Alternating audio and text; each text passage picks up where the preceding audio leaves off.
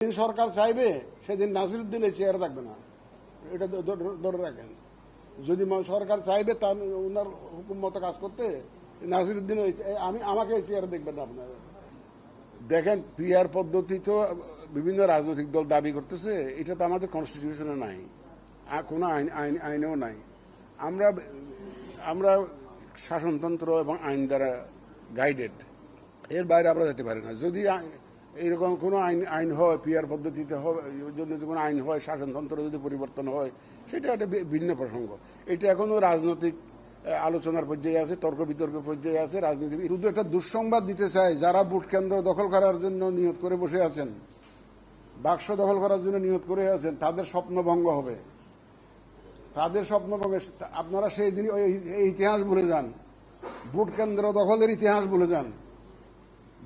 ভোটের বাক্স দখলের নিয়ত যদি থাকে আপনারা দয়া করে সরে আসুন এই নিয়ত থেকে। আমরা অত্যন্ত কঠোর অবস্থানে থাকবো এবার ইনশাল্লাহ। দাঁত ভাঙা জবাব দিতে হবে। তারা ঘুঘু দেখেছে, ফাঁদ দেখে নাই, এবার ফাঁদ দেখবে তারা। যারা মনে করে যে আমরা এই যে কেন্দ্র দখল করে জিতবো, বাক্স দখল করে জিতবো, সেই সুযোগ ইনশাল্লাহ তারা পাবে না। এখানে আমরা দেশবাসীকে সাথে নিয়ে, আইনশৃঙ্খলা বাহিনীর সহায়তা এবং আপনাদেরকে সাথে নিয়ে আমরা এই কাজটা সারব ইনশাল্লাহ। আপনারা তো জানেন যে পুরা ভোট, কনস্টিটিউয়েন্সির ভোট ক্যান্সেল করার জন্য বিধান আমরা করছি। ক্যান্সেল করে দেবো পুরা, যদি এরকম যে অনিয়ম দেখি যে একটা পুরা কেন্দ্রে, পুরা একটা কনস্টিটিউয়েন্সিতে গোলমাল হয়েছে, কেউ ভোট কেন্দ্র দখল করে এই ধরনের অবস্থা সৃষ্টি করেছে, পুরা কনস্টিটিউয়েন্সির আমরা ক্যান্সেল করে দেব ইনশাল্লাহ। সুতরাং একটা সুষ্ঠু, সুন্দর, গ্রহণযোগ্য নির্বাচনের জন্য যে প্রতিশ্রুতি জাতিকে আমরা দিয়েছি, সর্বশক্তি দিয়ে, যতক্ষণ আমাদের সেন্স আছে, সর্বশক্তি দিয়ে নিরপেক্ষভাবে, প্রফেশনালি, একদম পেশাগত দক্ষতার সাথে ইনশাল্লাহ আমরা এটা মোকাবেলা করব। আপনারা জানেন যে আমি বহু জায়গায় এই কথাটা বলেছি, এই যে সামাজিক যোগাযোগ মাধ্যমে যে অপপ্রচার যেটা হয়, এআই এর অপব্যবহার যেটা হচ্ছে, এটাকে আপনাদের সহযোগিতা আমি চাই। আপনারা দয়া করে একটু অ্যাওয়ারনেস রেজিংয়ে আমাদের সাথে অংশ নেবেন। আমরা এই সম্ভবত সেপ্টেম্বরের শেষের দিকে অথবা অক্টোবর থেকে কিন্তু বিশাল আকারে অ্যাওয়ারনেস রেজিং ক্যাম্পেইন করব। ভোটার এডুকেশন, মানুষকে আগ্রহী করে তোলা। মানুষ তো এই যে ভোটের কেন্দ্রে আসতে চায় না, এইটা গত 15 বছর তারা তো এই অভ্যাসে চলে গেছে এটা। সুতরাং আমরা তাদেরকে ভোট কেন্দ্রে নিয়ে আসার জন্য একটা অ্যাওয়ারনেস রেজিং ক্যাম্পেইন করব এবং আপনাদের সহযোগিতা চাই। সামাজিক যোগাযোগ মাধ্যমে কোনো জিনিস আসলে সাথে সাথে বিশ্বাস যাতে না করে, একটা ফ্যাক্ট চেকিং করে, এটা সত্য মিথ্যা দেখে তারপরে যাতে বিশ্বাস স্থাপন করে, অথবা শেয়ার করলে যদি চায় দেখা মাত্র শেয়ার করে দিবে, এটা যাতে না হয়। আমাদের একটা অভ্যাস হয়ে গেছে কি, নেগেটিভ একটা, নেতিবাচক একটা খবর দেখলে এটা সবাই আগে পড়তে চায়, এটা সবাই আগে দেখে, আর বুঝে না বুঝে, যাচাই না করে এটা শেয়ার করে দেয়। এই জিনিসটা আপনারা একটা দয়া করে, আপনারা সাংবাদিক ভাইরা, আপনারা একটা এই সচেতনতা, অ্যাওয়ারনেস ক্যাম্পেইনটা একটু করুন আপনারা নিজ উদ্যোগে, যাতে মানুষ যাতে সত্য মিথ্যা যাচাই না করে, কোনো জিনিস যাতে বিশ্বাস না করে। সুতরাং আইন শৃঙ্খলা পরিস্থিতি ইনশাল্লাহ will not be a problem, এবং সরকার এখানে খুব সজাগ আছে। আপনারা দেখেছেন মাননীয় প্রধান উপদেষ্টা সরকারের যে সমস্ত এজেন্সি, বিভাগ ইলেকশনের সাথে জড়িত থাকবেন, তাদেরকে সম্পূর্ণ প্রস্তুতি ডিসেম্বরের মধ্যে সম্পন্ন করার জন্য উনি নির্দেশনা দিয়েছেন।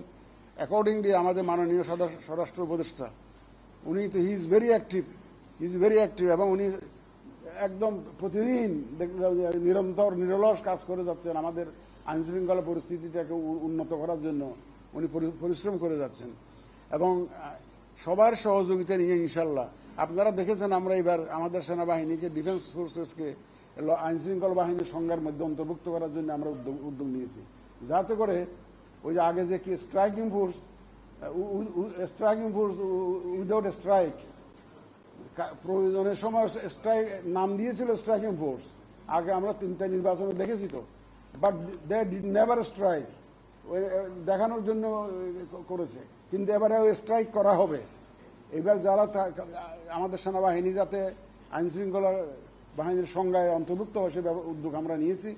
সুতরাং তারা আরও সক্রিয়ভাবে এই আইনশৃঙ্খলা রক্ষায় ইনভলভ হবে ইনশাল্লাহ আমাদের সেনাবাহিনী। এবং আমাদের ডিফেন্স ফোর্সেস, সেনা, নৌ, বিমান বাহিনী, কোস্ট গার্ড, নেভি, সবাইকে আমরা ইনভলভ করবো। কোস্টাল এলাকায় তো ওই যে নেভি এবং কোস্ট গার্ডকে আমরা ব্যবহার করি। এয়ারফোর্সের সাহায্য দরকার হয় আমাদের, বিশেষ করে হিল এলাকাতে, হিলি ডিস্ট্রিক্টগুলোতে দরকার হয়। প্লাস আমাদের বুটের মালামাল বিভিন্ন সময় ক্যারি করার জন্য তাদের দরকার হয়। সুতরাং সব বাহিনী এখানে ইনশাল্লাহ সম্পৃক্ত থাকবে। সর্বোপরি আমাদের দেশের জনগণকে সাথে নিতে হবে। আমরা জনগণকে সাথে চাই, আপনাদেরকে সাথে চাই। আমাদের যে লক্ষ্য, এই লক্ষ্য থেকে আমরা বিচ্যুত হতে চাই না। আমরা কোনো দলের পক্ষে নই, আমরা কোনো প্রার্থীর পক্ষে নই। আমরা একদিকে বলতে পারেন 18 কোটি জনগণের পক্ষে, অথবা 13.5 কোটি ভোটারের পক্ষে। আমরা সেইভাবেই আমরা কাজ করছি। আমাদের প্রত্যেকটা অফিসারকে আমরা সেভাবে নির্দেশনা দিচ্ছি। আগের মতো যে ধরনের হুকুম যেত, আমাদের হুকুম যাবে অ্যাজ পার ল, আমাদের হুকুম যাবে অ্যাজ পার রুল, একদম নিরপেক্ষভাবে যাতে কাজ করে আমাদের অফিসাররা, সেই নির্দেশনা থাকবে। আমি যে ফিল্ড ভিজিটে আসছি, এটাই আমার উদ্দেশ্য, তাদেরকে মেসেজটা দেওয়া যে অন্যায় কোনো হুকুম আমাদের তরফ থেকে যাবে না, এবং অন্যায় কোনো আবদার কারো কাছ থেকে আমরা শুনবো না। আমরা একদম সম্পূর্ণ নিরপেক্ষভাবে যাতে কাজ করি, পেশাদারিত্বের সাথে কাজ করি, সেইটা নিশ্চিত করার জন্য কিন্তু আমি এই ফিল্ড ভিজিটে আসছি। অবৈধ অস্ত্র উদ্ধারের একটা অভিযান চলবে ভোটের আগে, এটা চলমান প্রক্রিয়া, এখনো চলছে। এটা কিন্তু এটা কিন্তু চলমান প্রক্রিয়ায় অংশগ্রহণ। ভোটের আগে তো একটা জোরে সোরে চলবে। যারা অস্ত্রবাজি করার নিয়ত করেছেন, আপনাদের জন্য অত্যন্ত দুঃসংবাদ। যারা অস্ত্রবাজি করে ভোটে জিততে চাইবেন, তাদের জন্য দুঃসংবাদ অপেক্ষা করছে। সুতরাং অস্ত্র উদ্ধারের একটা অভিযান চলবে, এবং ফিল্ড লেভেলে অ্যাডজাস্টমেন্ট, যেটা অফিসারদের লেভেলে যে অ্যাডজাস্টমেন্ট, প্রশাসন থেকে আরম্ভ করে পুলিশ এবং আমাদের নির্বাচন কমিশনের সেই অ্যাডজাস্টমেন্ট, এটা একটা চলমান প্রক্রিয়া। এবং ভোটকে সামনে রেখে আমরা কিন্তু এই অ্যাডজাস্টমেন্টগুলো করছি। ইনশাল্লাহ আপনাদের সহযোগিতা নিয়ে, দেশবাসীর সহযোগিতা নিয়ে আমরা যে প্রতিশ্রুতি জাতিকে দিয়েছি, মাননীয় প্রধান উপদেষ্টা যে প্রতিশ্রুতি জাতিকে দিয়েছেন, সেটা ইনশাল্লাহ আমরা অর্জন করব। এই ব্যাপারে আমি একদম কনফিডেন্ট। রোডম্যাপ মোটামুটি আমাদের খসড়া হয়েছে। আমি আজকে সকালেও টেলিফোনে খোঁজখবর নিই। আমাদের তো সার্বক্ষণিক চলে অফিস। এইটা আমি যে এখানে আছি, আজকে সকালে তো সারাদিন বলতে গেলে আমাদের কমিশনারদের সাথে আমি আলোচনা করে কাটিয়েছি। আমরা চেষ্টা করব যদি পারা যায় এটা। কারণ রোববার দিন আবার আমাদের যে সীমানা নির্ধারণের ব্যাপারে শুনানির বিষয় আছে, তারপরেও চেষ্টা করবো এটা রুটম্যাপ। আপনারা রুটম্যাপ বলেন, রুটম্যাপ বললে অনেকে আবার sensitive to this particular word. আমরা রুটম্যাপ বলবো না, এটা আমাদের কর্মপরিকল্পনা। এটা একটা আমাদের কর্মপরিকল্পনা, যে আমরা কিভাবে কোন কাজটা কোন সময় শেষ করব, এরকম একটা প্ল্যানিং। এই কর্মপরিকল্পনাটাকে অনেকে রুটম্যাপ বলতে চায়।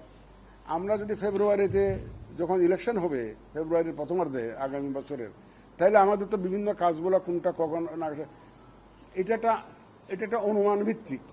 এটা একদম এর আগেও শেষ হতে পারে, 2-4 দিন দেরিও হতে পারে, কিন্তু এটা আমাদের যেটা টার্গেট টাইমলাইন, ওটাকে আপনারা রুটম্যাপ বলছেন।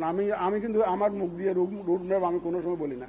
এটা আমাদের একটা কর্মপরিকল্পনা। এটা আমরা চেষ্টা করব যে আগামী সপ্তাহের মধ্যে এটা ঘোষণা করতে চেষ্টা করবো ইনশাল্লাহ। এটা আমরা কমিশন মিটিংয়ে এটা অ্যাপ্রুভ করি। আমি গেলে তখন এটা কমিশন মিটিংয়ে প্লেস হবে। ওই যেহেতু একটা ওই শুনানির একটা বিষয় আছে, তো এই যে সীমানা নির্ধারণ নিয়ে, সেজন্য একটু চিন্তায় আছে। আমি গিয়ে তো ইনশাল্লাহ আশা করি আগামী এই সপ্তাহের মধ্যে ইনশাল্লাহ এটা হয়তো।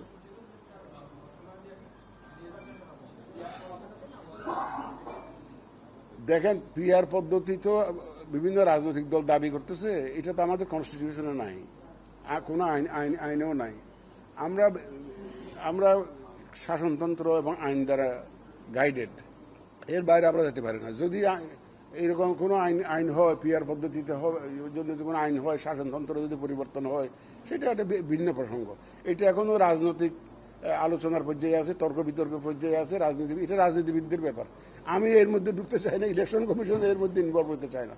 এই রাজনৈতিক আলোচনা বা বিতর্কের মধ্যে নির্বাচন কমিশন যেতে চায় না। আমাদের কাজ হলো যে নির্বাচন যখন সরকার সিদ্ধান্ত নিয়েছে, এখন নির্বাচনটা ডেলিভার করা হচ্ছে আমাদের দায়িত্ব। আমরা সেটুকু করব। যদি আইন চেঞ্জ পরিবর্তন হয়, শাসনতন্ত্র পরিবর্তন হয়, এই ধরনের কোনো আইন আসে, তো সেটা ভিন্ন ব্যাপার। কিন্তু আমরা ওই রাজনৈতিক কোনো বিতর্কের মধ্যে আমরা যেতে চাই না। স্যার, আপনি বলছিলেন যে প্রশাসন এর আগে যারা প্রকৃত আওয়ামী লীগ সরকারের সময় দায়িত্ব পালন করেছেন তাদের পদায়ন করবে না, কিন্তু নির্বাচন কমিশনের যারা দায়িত্ব পালন করেছেন তারা তো এখনো আছে, তারা থাকবে কিনা আগামী নির্বাচনে? ভাই, আমার তো 5,700 কর্মকর্তা, এদেরকে একটু কোথায় পাঠিয়ে দেবো এদেরকে? তাদের মধ্যে যারা স্বপ্রণোদিত হয়ে নিজের একদম স্ব উদ্যোগে ভোট জালিয়াতিতে যারা জড়িত ছিল, স্ব উদ্যোগে জড়িত ছিল, তাদেরকে তো অবশ্যই আমরা এই দায়িত্বে রাখবো না। এবং এটা আপনারা যেটুকু চিন্তা করছেন তার চাইতে বেশি সজাগ আছি আমরা। কারণ এবং আমি বিশ্বাস করি, ওই যে সেদিন কোথায় জানি বলেছিলাম যে ভাই কর্তার ইচ্ছে কীর্তন করো, তো তারা দেখে যে কর্তা কোন দিকে যায়। আমাদের অফিসাররা জানে যে এখনকার যে নির্বাচন কমিশন তারা কোনো পক্ষপাতিত্ব করছে না, তারা আইন অনুযায়ী প্রফেশনালি নিউট্রালি কাজ করতে চায়। এবং আমার বিশ্বাস আমার অফিসাররা আগের মতো সেরকম আগে করেছে, যেহেতু আগে চেয়েছে, আগে নির্বাচন কমিশন থেকে অনেকে চেয়েছে, আগে সরকার চেয়েছে, কিন্তু আমাদের তো এখন সেরকম কোনো সমস্যা নাই। আমাদের এখানে এই সরকার তো এ পর্যন্ত তো চায়নি, আমাদের বলতে দ্বিধা নাই। যেদিন সরকার চাইবে সেদিন নাসিরুদ্দিন এই চেয়ারে থাকবে না, এটা ধরে রাখেন। যদি সরকার চাইবে তার ওনার হুকুম মতো কাজ করতে, নাসিরুদ্দিন আমাকে এই চেয়ারে দেখবেন না আপনার, সেই গ্যারান্টি আমি দিতে পারি। সুতরাং সব দল, রাজনৈতিক দলগুলো নির্বাচনে থাকবে কিনা এবং আওয়ামী লীগের স্থগিত আদেশ থাকা সত্ত্বেও তারা নির্বাচন আসতে পারবে? ব্যাপার হচ্ছে যে ভাই, সব দল আসবে কিনা সেটা তো সময় বলে দিবে, আপনারা দেখবেন, অপেক্ষা করুন। এটা তো রাজনীতিবিদ। তবে আমি বিশ্বাস করি আমাদের রাজনীতির দলগুলো তারা সবাই দেশের মঙ্গল চায়, তারা তো দেশের জন্য রাজনীতি করে। এবং দেখবেন যে at the end of the day আমাদের রাজনীতির দলগুলো একটা অবস্থানে আসবে, এবং তারা যেহেতু সবাই দেশের মঙ্গল চায়, সবাই দেশপ্রেমিক, সুতরাং তারা একটা অবস্থানে আসবে বলে এটা এটা এটা এটা আমার বিশ্বাস। আর আওয়ামী লীগের তো যে দলটার কথা আপনি বললেন, সেই দলটার তো রাজনৈতিক কর্মকাণ্ড নিষিদ্ধ, সুতরাং এবং বিচার সম্পন্ন না হওয়া পর্যন্ত, সুতরাং যে বিচার জন্য অপেক্ষা করতে হবে আমাদের, বিচারের রায় কি আসে সেটা আমাদেরকে দেখতে হবে। কিন্তু এখন তো তাদের সব কর্মকাণ্ড নিষিদ্ধ আছে, সুতরাং তারা তো রাজনৈতিক কোনো